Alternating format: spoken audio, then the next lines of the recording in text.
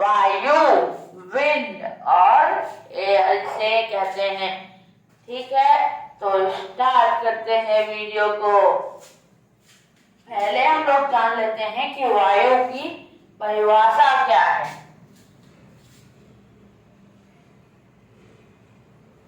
हमारे चारों ओर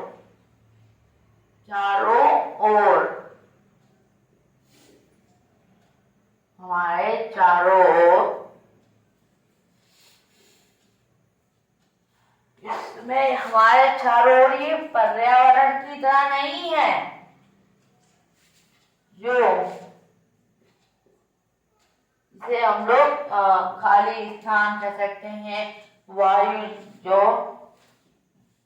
इसको है दूसरे, हमारी पृथ्वी को घेरे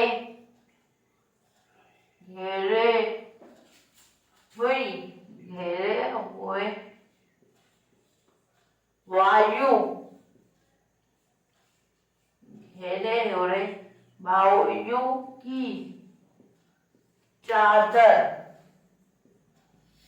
को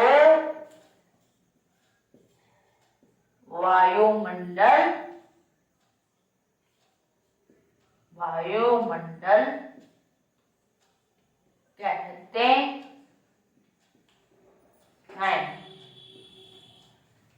हमारे पृथ्वी के चारों ओर घेरे हुए वायु की चादर को वायुमंडल कहते हैं। ठीक है, जो भी चादर जो मतलब वायु है हमारे पृथ्वी के चारों ओर घेरी हुई है, उसी को क्या कहेंगे? वायुमंडल कहेंगे। ठीक है, ये मतलब ये हमारी जो वायु है पृथ्वी, उसके ऊपर एक चादर की तरह है, उसी को क्या कहेंगे? वायु कहेंगे। आगे बढ़ते हैं। वायुमंडल, अब वायुमंडल में कुछ मतलब इसे कहते हैं ओजोन परत हो गई और बहुत सारी चीजें जो कि हमारे वायुमंडल में है। ठीक है, इसे हम लोग ग्लोबल वार्मिंग, अब हम लोग पढ़ते हैं, क्या पढ़ते हैं?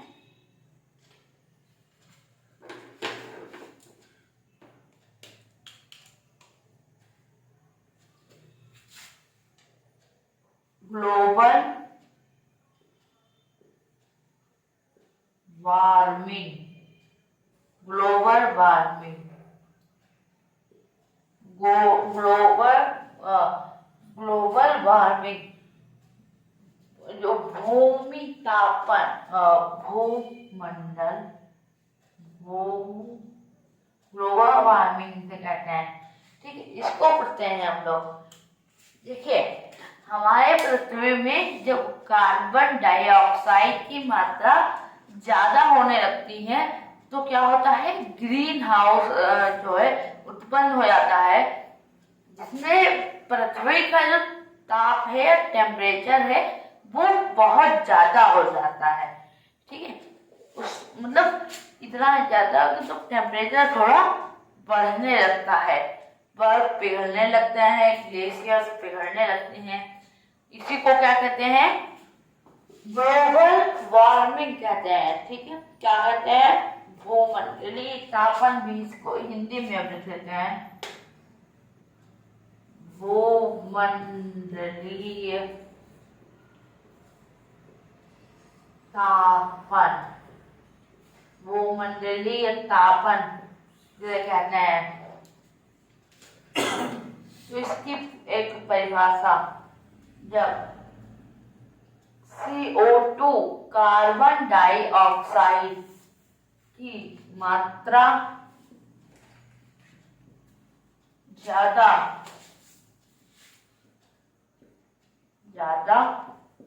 होने के कारण ग्रीन हाउस ग्रीन हाउस उत्पन्न होता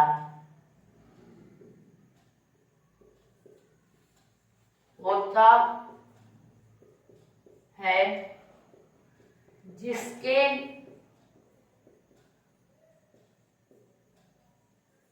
कारण पृथ्वी का ताप बढ़ने लगता है, उसे ग्लोबल वार्मिंग या भूमंडलीय तापन कहते हैं। भूमंडलीय तापन कहते हैं। जब देखो CO2 की मात्रा ज्यादा होगी, उससे ग्रीन हाउस उत्पन्न होगा और उसी से मतलब पृथ्वी का ताप बढ़ेगा, उसको भूमंडलीय तापन या ग्लोबल वार्मिंग कहेंगे। एक चीज नोट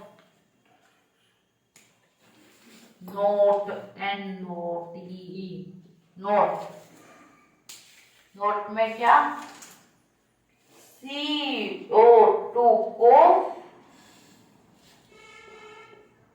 ग्रीन हाउस गैस कहते हैं।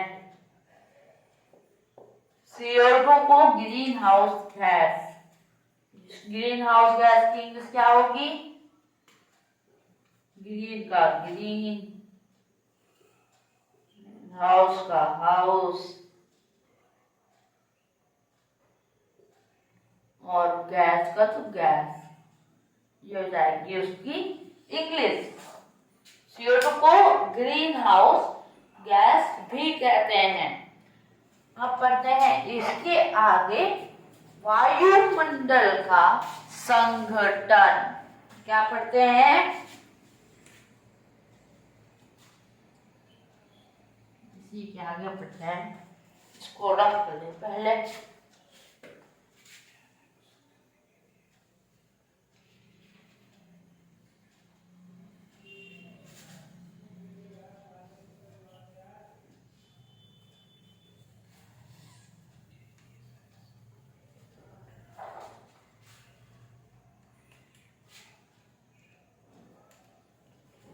क्या पढ़ेंगे हम लोग?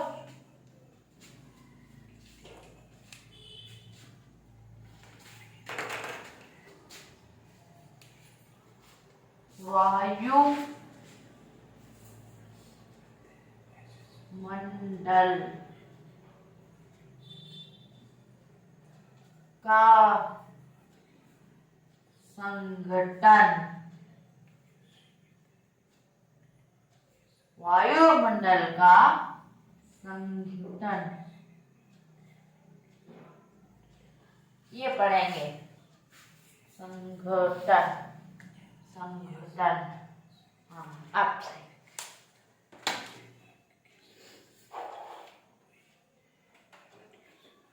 देखो, जब हम लोग सांस लेते हैं, ठीक है, तो उसमें क्या होता है, जो वायु जाती है वो एक नहीं होता है, बहुत सारी जो गैसें होती हैं उनका मिश्रण होता है। ठीक है, बहुत सारी गैसों का मिश्रण होता है। और मिश्रण में हमको कौन सी जरूरत है, इसलिए हम लोग सांस पहले लेते हैं, उसके बाद उसको छोड़ भी देते हैं। ठीक है, तो हमारे जो यूजफुल है ऑक्सीजन, उसको हम लोग ग्रहण कर लेते हैं, और जो हमारे यूजफुल नहीं है, जैसे कि नाइट्रोजन जो सबसे ज्यादा है, कार्बन डाइऑक्साइड, आर्गन और इत्यादि बहुत सारे हैं। ठीक है, वायुमंडल का संघटन। इसमें क्या पढ़ेंगे हम लोग? इसमें हम लोग ये पढ़ेंगे कि वायु में क्या क्या होता है। वायु कई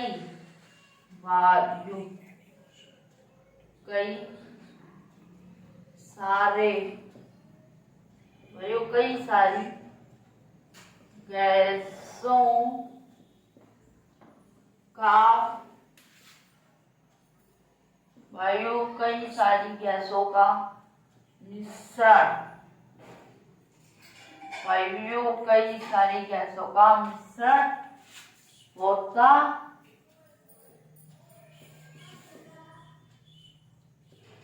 है। वायु कई सारी गैसों का मिश्रण होता है। अब जब मिश्रण होता है तो कौन सी गैस कितनी है वायु में, इसको हम लोग समझते हैं एक चार्ट जिसे कहते हैं। तो चार्ट कुछ इस प्रकार से है जो कि अभी आपके सामने आ रहा है। हाँ, तो जान लेते हैं। ये देखिए चार्ट बन चुका है। तो चार्ट में सबसे देखिए ये एरिया, हाँ, तो सबसे बड़ा नाइट्रोजन इतने बड़े एरिया के साथ राज करना।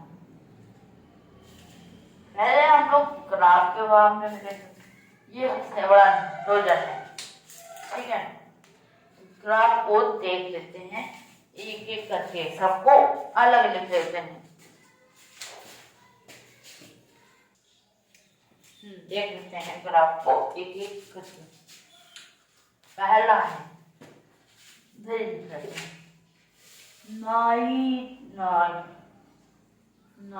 नाइट्रोजन कितना है। दूसरे नंबर पे आता है हमारा ऑक्सीजन।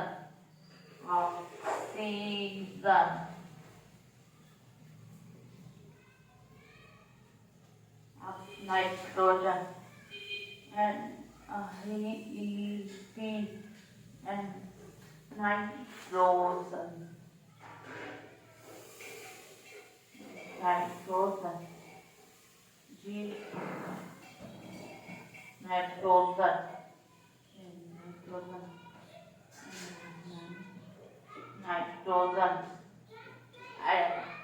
नाइट्रोजन कितना है, ऑक्सीजन कितना है।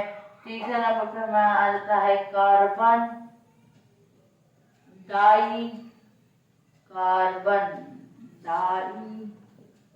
ऑक्साइड।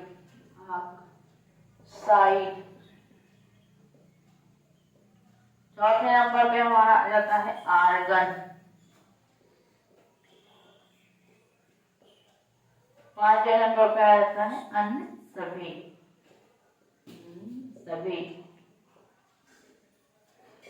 अभी कितनी है ये देखते हैं। नाइट्रोजन 78%, ऑक्सीजन 22%, कार्बन डाइऑक्साइड 0.03, जो कि आप देख सकते हैं परसेंट। आर्गन थोड़ी ज्यादा है, कार्बन डाइऑक्साइड से आर्गन ज्यादा है, ठीक है। आर्गन ज्यादा है, कार्बन डाइऑक्साइड, इसको हम लोग CO2 लिख लेते हैं। इससे आर्गन ज्यादा है क्योंकि आर्गन 0.93 है और कार्बन 0.03 है, और उसका जाते हैं अन्य सभी 0.04% है। आप सबको जोड़ लेते हैं जो कि पूरा 100% हो जाता है। अब चलते हैं इसके आगे, ये थोड़ा इनके महत्वपूर्ण वाली चीजें पढ़ना। नाइट्रोजन किस चीज में यूज किया जाता है?